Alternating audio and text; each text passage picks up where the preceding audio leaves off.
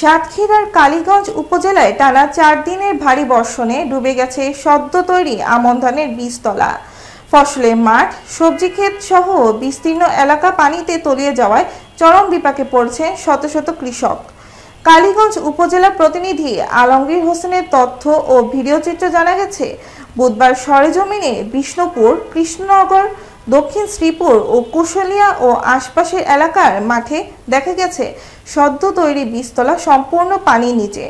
প্রান্তিক কৃষক রফিকুল ইসলাম বলেন, আমরা বছরে 2 বার ধান ছাড়া অন্য কিছু আবাদ করতে পারি না, এই ধান দিয়েই সংসার চলে।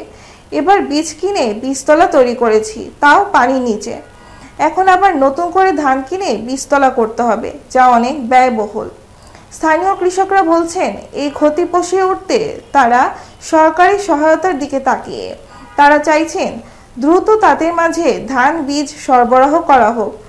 আষাঢ় মাসের শেষ ভাগে এই টানা বর্ষণে কৃষকদের চোখে মুখে এখন হতাশা, পুনরায় আবার শুরু করতেও অনিশ্চয়তা দেখা দিয়েছে।